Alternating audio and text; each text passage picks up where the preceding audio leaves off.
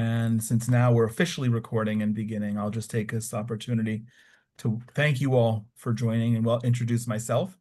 I'm Jonathan Feldstein. I'm here in Israel. It's a little after 9 p.m. Saturday night, and very excited to be able having this conversation.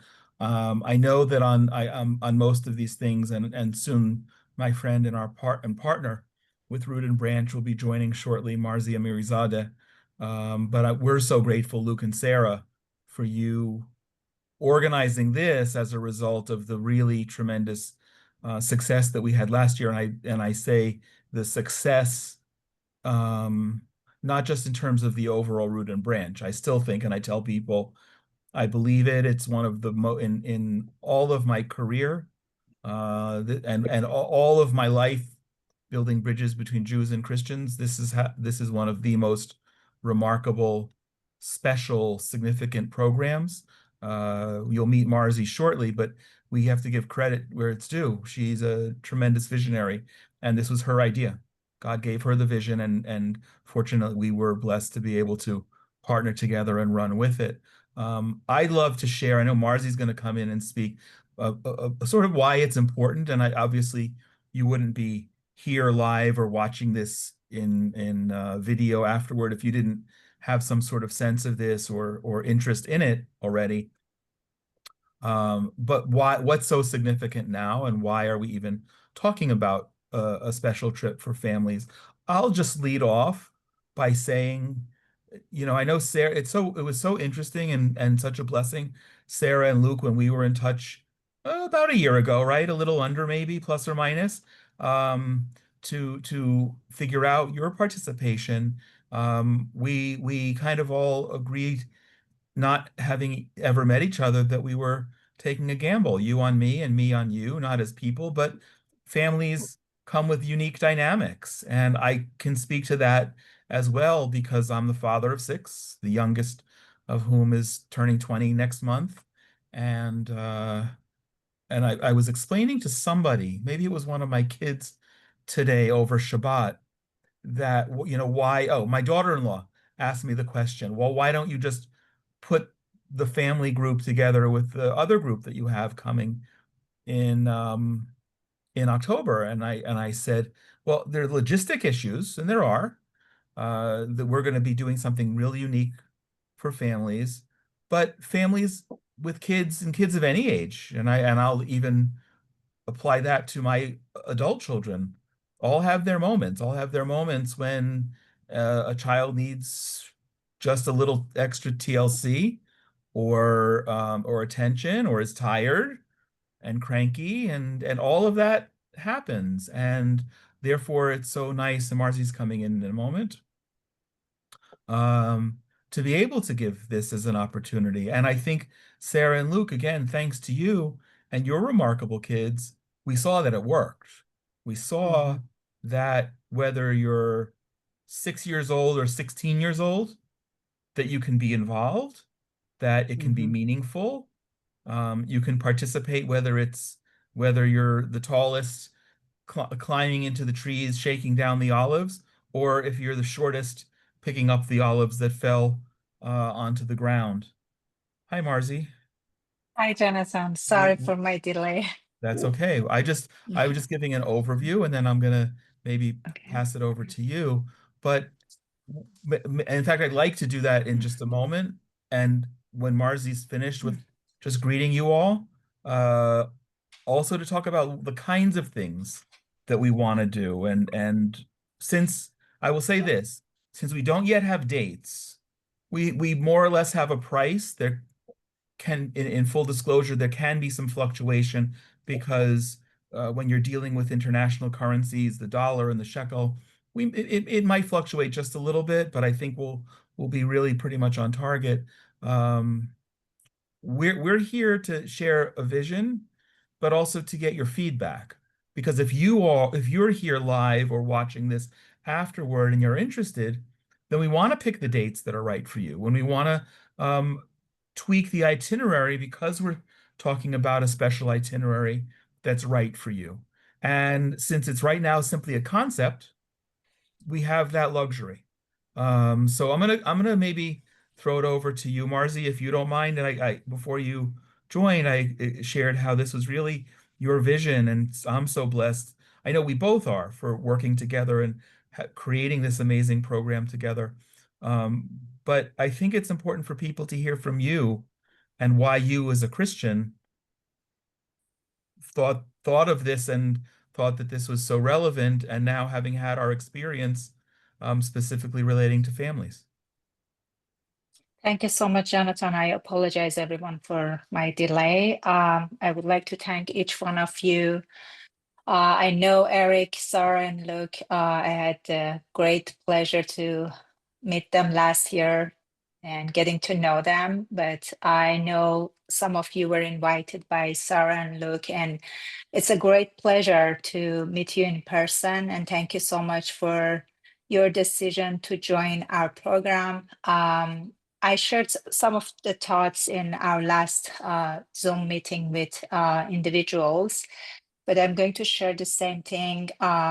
Jonathan mentioned that this was a vision that God gave me in 2023. And I'm so blessed and so grateful that he connected me with Jonathan because I live in the United States, he lives in Israel. And without him, I couldn't make this amazing project possible. And I also mentioned last time that it's not just our vision, two-person. I strongly believe this is a vision come to exist when all of us are together, and it's your role, your participation is very important. And I, I, I strongly believe last year, Luke and Sarah's family was the beauty of this project with their beautiful family and children. I really enjoyed that, seeing them, and they enjoyed the project too. Everyone that joined the project, they shared their thoughts that how much they were blessed by joining our project. Even some people who joined us for the first time. And one of them was from Georgia, that she told me about her experience, that she never traveled to Israel. And she said she was so happy that she joined Root and Branch, even though she was not able to see all the biblical places in Jerusalem. I myself still, there are many places that I didn't have a chance to visit, and I think each time I can visit one place. And she told me that was very meaningful to her, that she could be connected with the land, be connected with Jewish people. And the purpose of the project is to connect Christians with Jews in the Holy Land, to do something in action in support of our Jewish brothers and sisters, Israeli people who suffered after October 7th. And we all know what happened. And if I wanted to share my personal experiences through, working through my visions that God gives me at different times of my life. Some of you may heard my story that I was in Iran. I was a Christian. I became a Christian in 1999, and I had a mission in Iran. God gave me a vision to distribute Bibles, 20,000 Bibles, which I did with help of my friend. And then we were evangelizing lots of Iranians. As a result of that, we got arrested. I was in prison for almost 9 months. I was sentenced to death by hanging. But throughout my life walking with Jesus, he always taught me how to walk with him. And at different times, he gives me dreams, talks to me through dreams. And sometimes he gives me visions that when I feel that this is something from God, I stick to it, and I see that how he revealed more details step by step through that vision to me. And praise God, as I mentioned, with the help of Jonathan, we were able to start this project last year.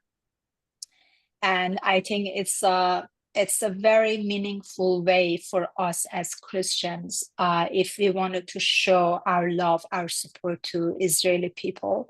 I understand last year when I was talking to Christians, some of them had fear to join because of the war, because of the news. We hear that, unfortunately, missiles coming from my birth country, which is a shame. I always feel shame about it that these evil people live in my birth country. And other Islamic Republic regimes, proxies like Houthis keep shooting. But that's my faith, that I strongly believe that my life is in God's hands and no one can take it away. And wherever He sent me, I always trust Him. And when I trust Him, He bless me and He do amazing things through trusting Him. And I strongly believe that we, as Christians, we should be like that. That if you pray, I'm sure all of you have your unique story with God, your experiences with Him. I strongly believe we have the power of the Holy Spirit, and when the Holy Spirit show us and confirm something, there is a blessing to that. And I tell people that this is the best timing for Christians. To go to Israel and support Israel. The first year I was there were tons of tourists all over the country. But the second year, when I went and Jonathan showed me, took me to those communities that were devastated by Hamas terrorists, that really broke my heart. And I built a friendship the first year, and I could see that how much the war affected their job, their economy, and almost Jerusalem was empty, and most people had fear to travel. And we sat with a few families of that were living in those communities, and I started asking my questions to see that how, as Christians, we can support them, we can help them. And when I asked how we as Christians, we can support you, what you need. And he said only one word. He said, we need love. And that really got my attention, that I started thinking about that. Okay, how I, as a Christian, can show my love to these people. It's not like sitting at my home in a comfortable place and from far while they are suffering, they are living in traumas because of the war, because of losing their family members, because of their sons and daughters are fighting in the front line. I was thinking, okay, how we as Christians can be a good example of Jesus Christ to those people, to show our love is through action, through going and traveling there, and to be there to show them that we are ready to risk our life and to stand with you, to support you. And I'm sure Eric and Sarah and Luke can tell you that last year, that how much, even in one of the streets, I remember that the cars would stop and asking us what you are doing here. And they were very shocked hearing that we were there to support them and picking olives to support the communities that were devastated by Hamas terrorists. And we had great opportunities to, it's not just a labor work that we want people to come and just work nonstop, even though all the volunteers can say that how much they really wanted to do that. One of the hard workers last year, volunteers, was Eric, that I always admired him, that every time I would look at him, he was just working so hard. And another volunteer, and Luke's family as well, and another volunteer got sick, and I was concerned about him, and I told him, you need to stay and rest. And he said, no, I'm not going to lose this opportunity. It's just a few days. That's their passion. All people who joined us really wanted to do something. But beside that, I'm saying that we have many great programs. It's not just picking olives or a labor work. We wanted to enjoy our time together, not only to build friendship between ourselves, but also with Jewish people, that we had that opportunity to sit with the family members that their children were hostages, to pray for them, to pray with them. We met a Jewish family in Jerusalem that they invited us at their home, and they were also shocked. You can say, Eric and Sarah, that they started asking questions: why you are here, what are you doing? And every Jewish person that we would share our story, why we were there, they were just shocked that, oh, wow, that's so amazing that you are here to support us. And they wanted to hear more from us. And we had the opportunity to visit the soldiers, to thank them. And especially for me, was very meaningful because, as I mentioned, Iran is a country against Israel, and they are keep shooting their missiles. And I had that great opportunity not only to thank them, to pray for them, but also to apologize on behalf of Iranian people. So I just wanted to say the main purpose of this project is to focus on building friendship and building bridge between Jews and Christians in action, to show our love, to show our support to Israeli people at this hard time. And I always say that the best opportunities, the best timing comes from the hardest time, in hardest and the most difficult time. And I strongly believe that we as volunteers being in Israel and supporting Israeli people will have the greatest impact on Jewish people. And I'm sure those people that we met, Jonathan, all of them, that they can say such a thing. Like, what was her name? The nice girl in the Ashkelon The park. national park, Irina. Arena. I built a friendship and we were just in contact. And she sent me a text later and she told me, Marzi, Gad sent a text to her and told her that how much he shared with his wife about us as Christians praying for him and sitting with him. And she said that he thanked her and he mentioned that how much our visit and praying for him as Christians, how much impacted him, and he shared it with his wife and his family. So we wanted to be a good example of Christians. I always tell people that, especially Christians, that our job is not to go to Israel to convert anyone to Christianity. This is not our job.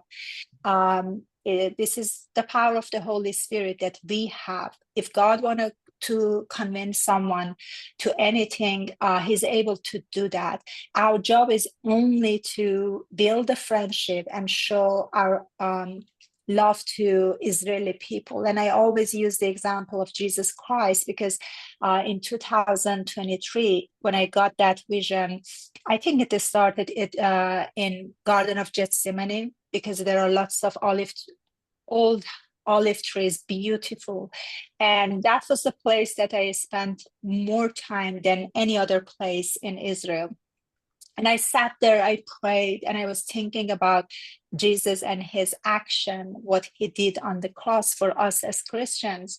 So to me, I think what we do through this project could be a symbol of what Jesus did. For example, I tell people that, in Garden of Gethsemane, it was the time before Jesus go on the cross. He was praying and he could feel the pressure of our sins on himself. And it was there that he crushed, like, olive, when we wanted to make olive oil, we have to crush the olives, and the products is olive oil. But Jesus Christ was crushed there on the cross, and his product was his blood, that through his blood he showed his amazing love to us as Christians. That's why I think that project and what we do by risking our lives to go to Israel and to pick olives and to make oil this is our product, the product of Root and Branch, and that could show our love to our unconditional love to Jewish people. That's a, just I try to make a symbol of everything that we do be to be an image of God in everything that we do, in simple things that we do. So I need to stop. I think I shared a lot.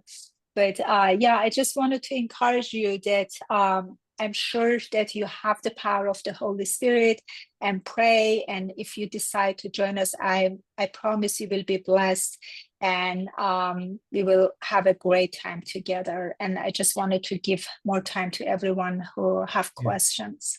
Yeah, thanks, Marzi. I want to talk quickly about some of the technical things.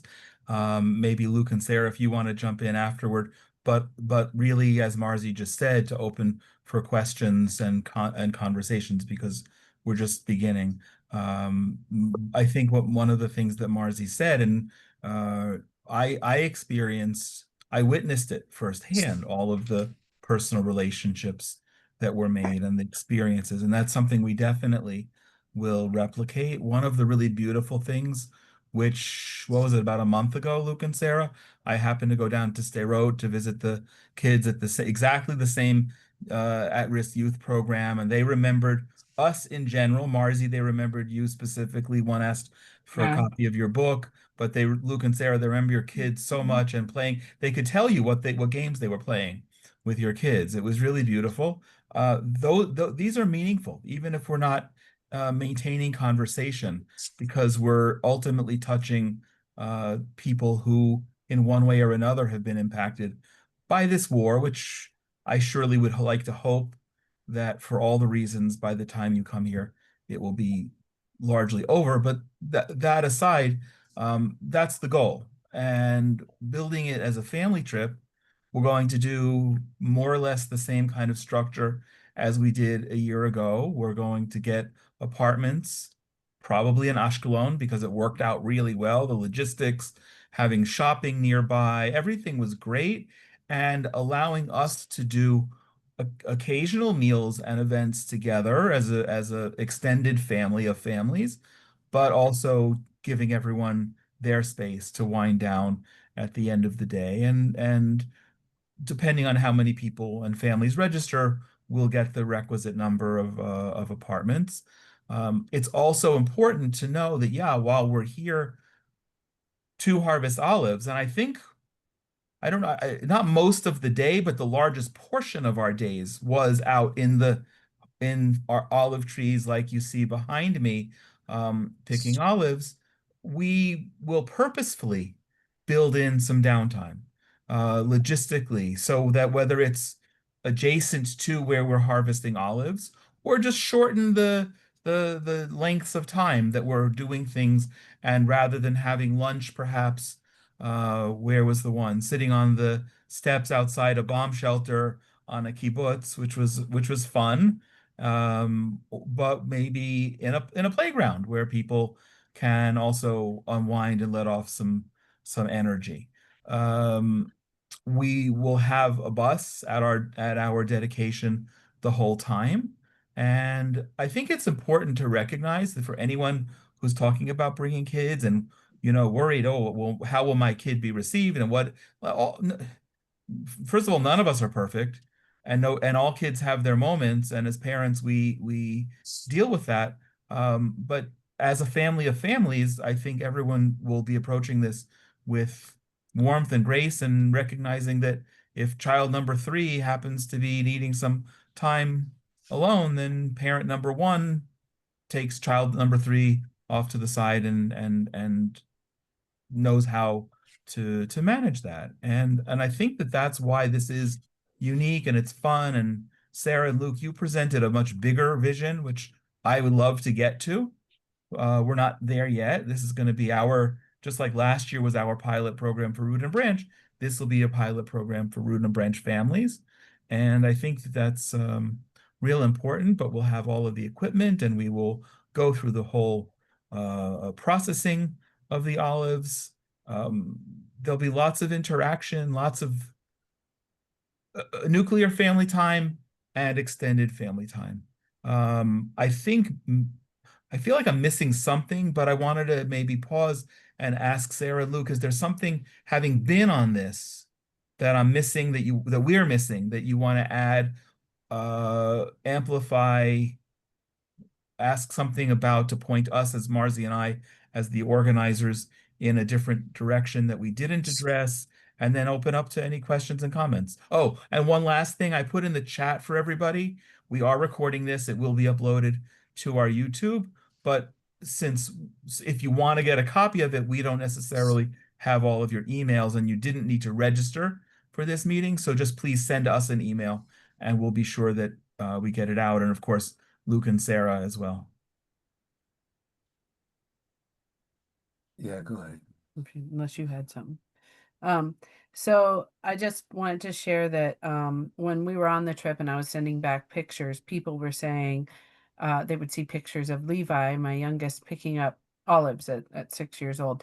And I would tell him, okay, because he'd want to run and play. And the places we're picking, it's not like a work site. It's national parks. It's places where you could take your kids for a vacation and they could just go play.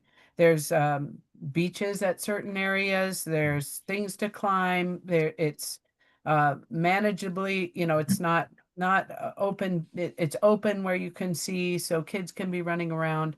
So Levi would want to do that. He'd want to take a ball and run and do whatever we weren't doing at the moment. And so I'd say, okay, pick 100 olives because he could pick them from the ground. And so pick 100 olives. And that taught him math, taught him picking up olives. And then he could go play for 20 minutes or something. And then I'd say, okay, come back and pick 100 olives. And it was such a good thing for him to be a part of it. But kind of my point in that is that picking olives can be hard or easy. For those of us who pushed ourselves, and that maybe wouldn't even include me because a lot of my time was just spent managing. No, you're not to 100 yet. 59 is not 100, So some of that stuff, I wasn't maybe the most productive on the olive trees, which nobody minded or anything like that. But for those people, you can put in, as it's like you have a huge throttle here that you can put in a lot of work, or you can throttle back for each kid and for yourself, like how much you're managing. There's no quota, there's no, we expected this much. So it's really a nice type of thing because your kids can be involved in doing something that you can talk about with them. Certainly on the trip, every evening, talking about why are we doing this? What are we doing? Why is this important for your life? But really, that you can talk about them with them for the rest of their lives. And they can be involved at their level. And I had moms text me and just say, "Oh, I would just wish there was something like that that I could take my kids to, where because they could see Desi and Isaac, they could put in. I mean, they did some stuff that some of the other adults couldn't do because of they could get up higher in the trees or different things like that. Shanna and Koya also. So um, there's just this broad uh, spectrum of this is such a neat thing that everybody can be involved in. And a lot of our missions trips, that short-term missions trips that churches will go on, they tend to either cater to single young people to go and let's work really hard and let's dig a well in Ethiopia or something, or to retired adults, let's go and paint a church with our spare time, or something like that. But there's not a lot of trips that are planned where you can take your whole family and they can all interact at their level and you can get so much out of it. And so I wanted to just say it's different than a tour to Israel, but I've heard from the people that I've heard who have gone to Israel who are maybe a little bit discontent with their experience would say it was so fast. We went here and saw this, we went there and saw this, we got back in the bus and went there and saw this, and there was just, I couldn't absorb it. And this is different in that you go to places that you wouldn't necessarily go on a biblical tour for 10 days. I never thought that I would put it as a highlight of I need to see where Samson did this or that, and that's where we saw. But that it grounds all of it's very biblical. It's very much like it grounds so much of how you read and see the Bible through in just multiple ways I can't even express, because there's so many layers of like, oh, that's what an olive tree looks like. That's what this, so many things that you connect to in a deeper level. And so you get, Marzi already talked about the people interaction, but that was key for us too, is that, you can go and you can say, hey, we're going to go meet this important person, and they're going to give us a speech, and afterwards we'll get to shake their hand. But that's not necessarily what this trip is. This is doing things with people, um, picking olives, yes, but also you're interacting. So that almost everybody that came that wasn't even intending to, like the lady who worked at the park, she wasn't necessarily, I don't think she signed up to say, hey, I'll help them pick olives, but that she got into it. Everybody would just get into it. They would grab a rake, and we're doing things with somebody, and that's how you really, really learn people, and you get to know beneath what somebody's just going to present. You develop this friendship. It's really an amazing opportunity. And then I'll just touch on the educational aspect of this is I can't imagine something that could be better for situationally. You're taking your kids, touching, Luke can probably hit more on this, as a father, into the safety scenario. It's an interesting situation because you do feel like it's safe on the ground. The people you're around, there's enough eyes, everything's going on. You don't feel unsafe moment to moment in any instance. So it's almost like a sanitized version of danger. And that maybe is a wrong way to put it, but it's like it's not like you're going into even a bad neighborhood in Oakland, California, but you're teaching your kids awareness that there are dangers in a controlled, that's what yeah. In a controlled environment, Yeah. you know. There's this control aspect that, thanks to God, thanks to the Israeli army, all those things, that is there, that there's safety put into it. But the kids also learn that the world is a place that contains danger, and that's huge for education. Obviously, you're learning tons about the world religions, because you're interacting with major world religions all around you. You're learning a lot about worldwide political things. I mean, Levi prays daily for Iran, almost 3 times a day, for Iran. Never been there, but he understands more about the politicalness of the Iran, about what's going on in Iran, than I don't know any other. I'm sure other Israeli 6-year-olds do, but and then environmental, you're just learning, you're actually teaching out there, working with the land and learning the land. Cultural, culinary, and it goes without mentioning biblically. You're Yes. teaching your kids in a huge thing. Then the last thing I would just say about that is, one time it was raining and the kids were in their sweaters, and they're because it's raining and a little bit cool, and then their sweaters are wet, and so now the youngest kids are getting cold or something. And so Jonathan and his daughter, actually Ronit, just got us all into like a little coffee shop, and the kids had hot chocolate, and they sat there and they're talking with other people at the coffee shop. And so that's also just, the plans change with what the need is. And that's the kind of trip you're on, not something that's ramming through. We have to get this much done. We have to get to here. We have to go see this. And that felt so friendly, even though our family was the only family on this trip. Um, just everybody, it was so doable. That's the surprising thing, is how doable this is. Yeah, thank you, Sarah. Thank you. I would love to use, I know, Jason, you said you have about 20 minutes and you have to go.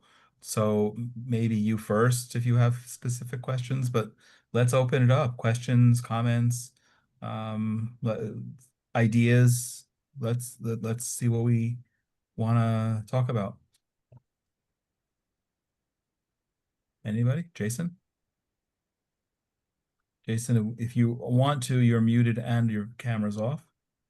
If anyone else wants to say something, you can raise your hand using okay.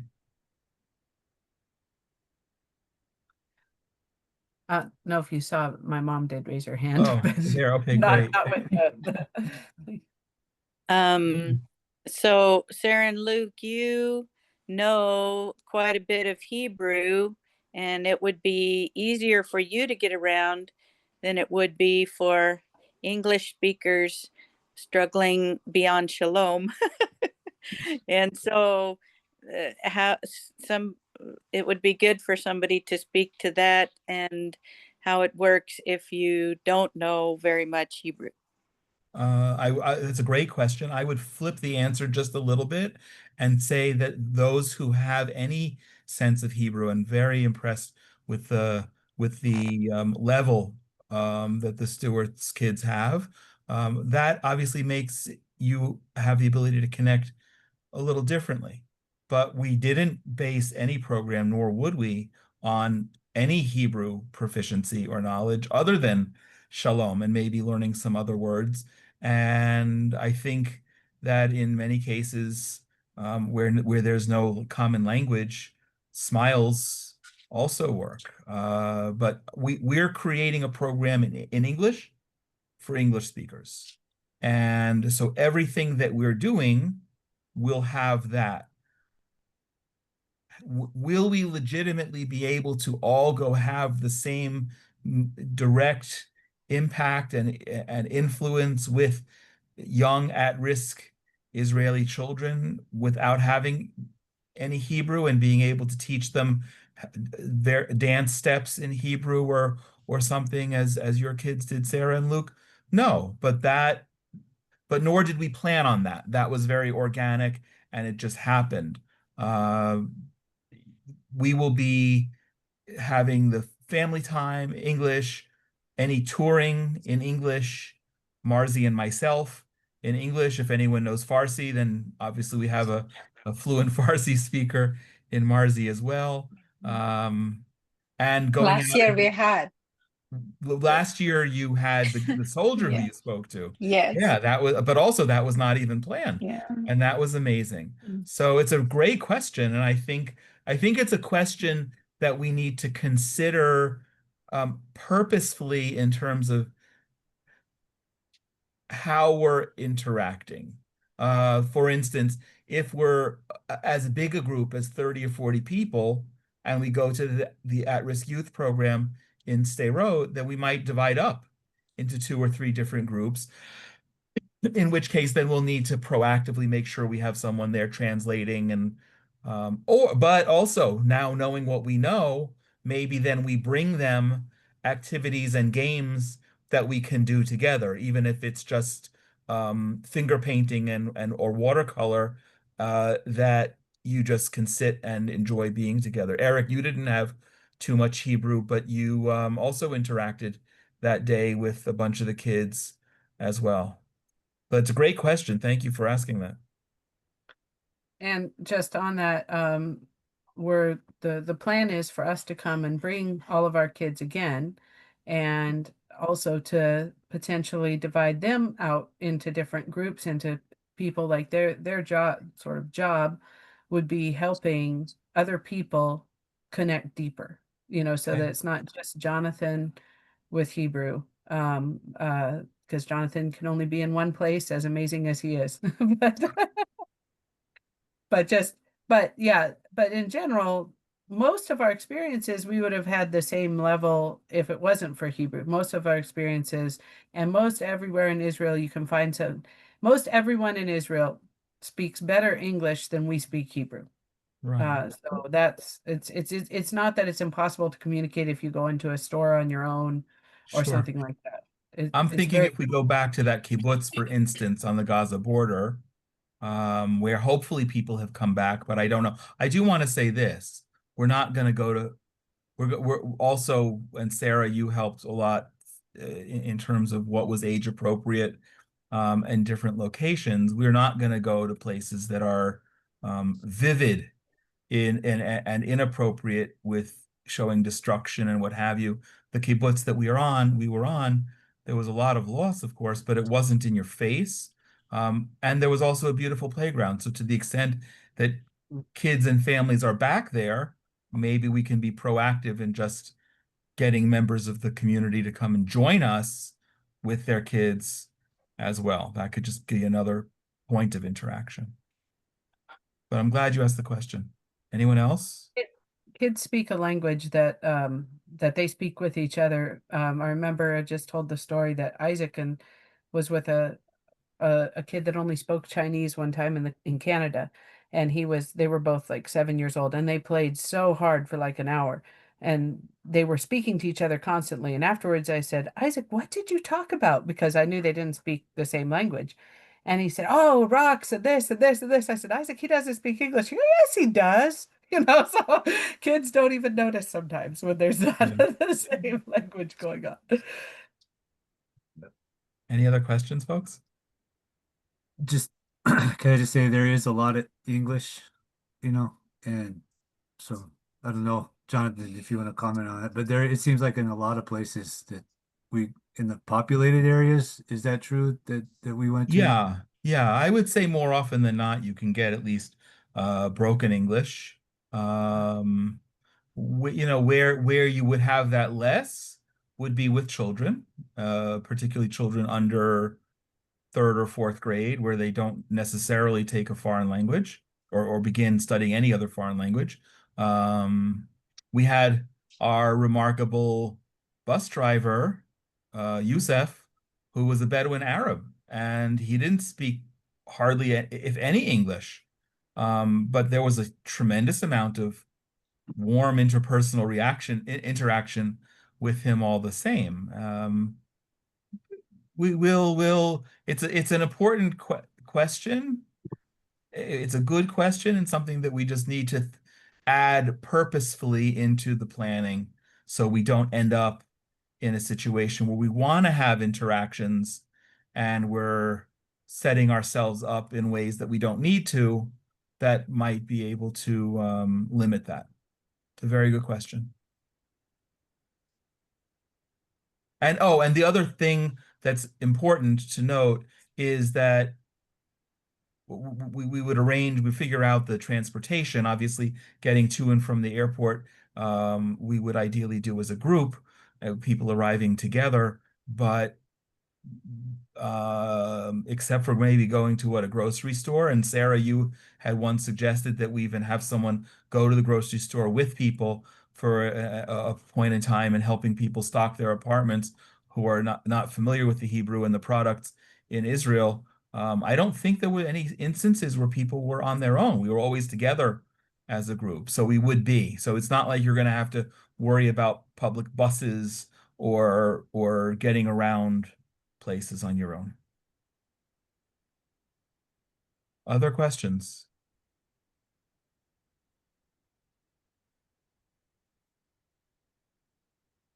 Wherever we go, this is the beginning. Again, as I said to Reggie, I know you joined a little bit late, and we're going to share this with the link for this with all of you if you'll share your emails and send it to you, and you're welcome to send it around and share it. I think our next step is just to dig in. Oh, may I ask a question as long as we're here? Sarah, Luke, you, Marzi, and I spoke about this, I guess, about a week ago when we were setting up this conversation, the idea of possible dates, right? We want to make the dates most, pick the best dates that are possible for the greatest number of people. The other group finishes the 28th of September. And for a few logistic reasons, it's probably better that we don't start at earliest till later that week. Looking just at my calendar, I would say the 30th, which is a Thursday. It could go the following week. The first week of November would be our start date. I'm curious any feedback you have now or that you may have and want to share. And if it's better to open a WhatsApp group to do this, we can. But one of the questions that we raised last week was whether, since we won't do any harvesting on Shabbat, the Sabbath, that means if we begin on Thursday the 30th, that would mean 2 weeks of Shabbat.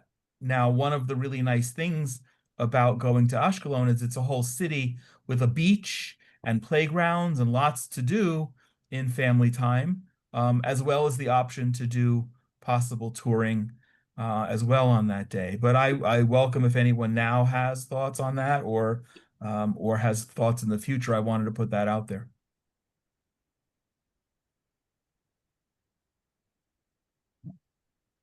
So maybe just to kind of rephrase your question, are you asking for dates, or are I'm you asking for what people think about taking 2 Saturdays off in the midst of 10 days? both. I'm asking both questions. If we begin on the 30th, does that work? Is that preferable as compared to beginning on Sunday the 2nd or Monday the 3rd of November?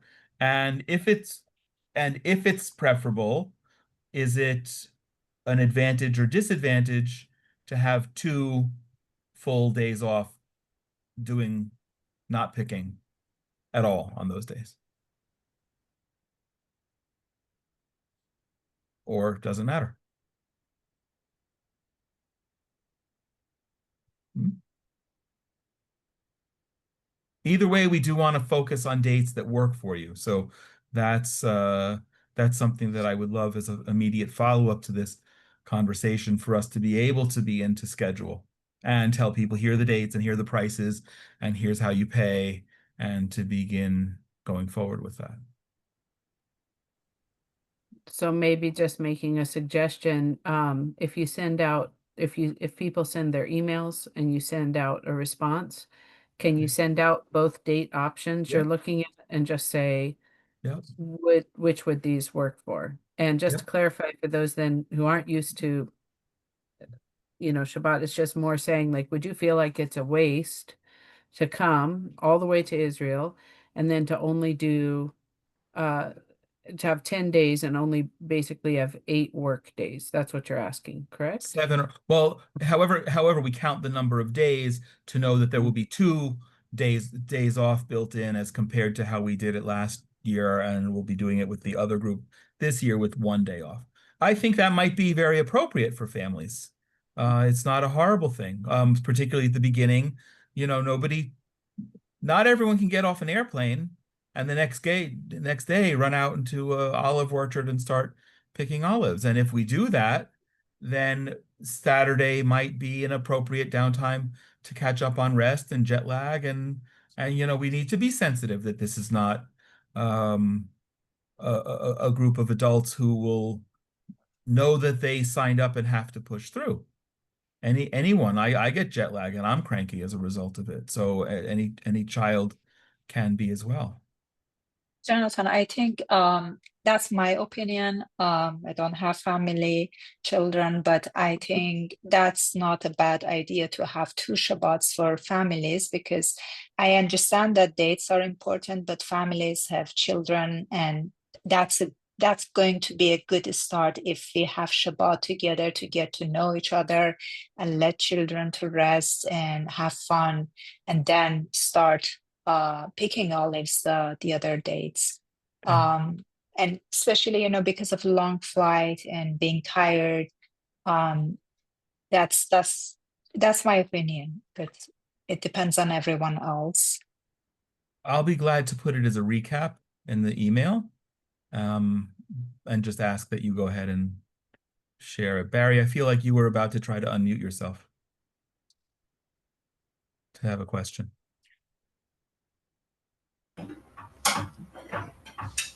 I was gonna make a couple of comments real quick, but yeah, that sounds really good. I'm not sure if this would be a time that my family could do it yet, but I do love the ideas of the family trip, and it's something that I've thought a lot about. I don't really want to go on a trip without my family and come home and tell them about it. I'd much rather them be on a trip with me in their younger years, being able to experience stuff like I did when I was growing up. So I love the idea of the family trip. I love the idea too that Marzi was talking about of the relationship building as a focus also, and not just a work trip. But I do like the purpose of going to harvest olives and to show our love for the people. So those are two just comments I had, that I really like the idea of this. A question, and then along with the Shabbat days, it seems like with the family too, having 2 days down is a great idea, versus trying to fill in the days. And on our trips out, it's always nice to have a day to take off and kind of regroup, especially for the kids, to get them re-energized. But the last thing that I was gonna kind of ask was, I guess I didn't think about this, but right now probably tourism isn't as big a thing in Israel right now, so um, it would almost be more influential to have a trip like this now, I would feel. But could I hear a little bit more about that? Would it be more encouraging to the people of Israel right now for families to show up around this time? 1000% yes. There's no question about it. We are at a phase right now where, beginning this coming week, many of the international airlines that stopped flying in June because of the war with Iran are coming back. Hopefully that will be the case, but the point being is that prices are going to go down because it's the supply and demand thing. But yeah, 100%. In one level, in speaking in the end of July, it's a little bit late to be having a conversation for something that's just a few months off and we don't even have dates yet. But on the other hand, because many people plan long in advance because of the circumstances, I would think most tourism in Israel for the remainder of this year will continue to be very badly hit. And the other uniqueness, it's not that just we're going to Jerusalem and our group will get lost, I say in quotes, among other tourists who are in and about in Jerusalem. We're going to be in areas that don't have a lot of tourists typically. So that impact that you're asking about is felt even more profoundly. And not coming to see the sights, but to lend a hand. It's for all those reasons.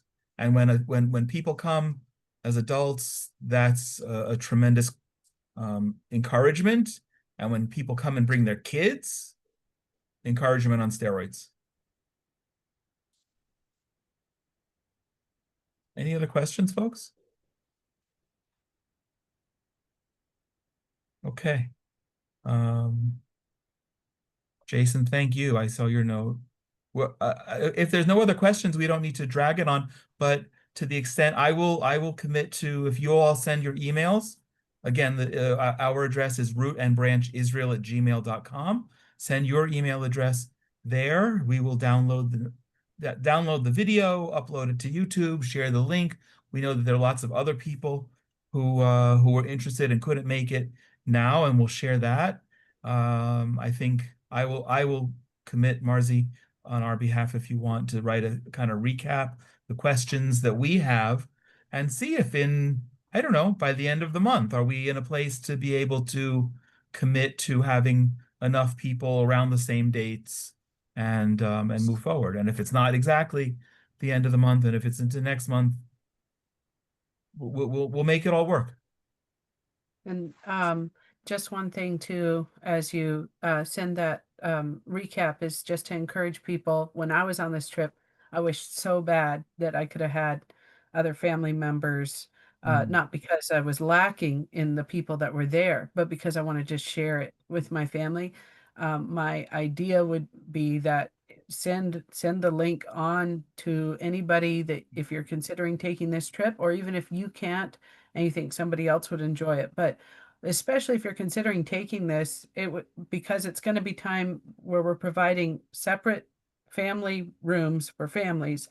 But if you have your parents come to Yeah. spend time with grandkids, it's just going to be such a meaningful time. Or your sister's family come or something. It's just going to be so much shared. I just think it'd be that's last year. That's the only thing I missed, was being able to have I loved the people that were there, and I just wanted so badly to share that with the people that I loved the most. And so I think it's a great trip to bring friends or family on. And Amazing. Sarah, thank you. Marzi, anything you want to wrap up with? No, thank you. I just want to thank each one of people here. I don't see their faces, but I'm very looking forward to meeting you in person. Okay. Thanks, everybody. It's the beginning of the new week here. I wish you a good new week, end of yours and beginning of the new one. God bless. God Thank you, bless. Jonathan. Thank you, Marzi. Thank Bye, you. everyone. Bye, everyone. Everybody. Yeah, thank you, everyone. It's good to see you. Thanks. This is Jason. I'll talk to you later. I got to run off to the airport. Awesome, Jason. Bye, Jason. Thank you. Bye now.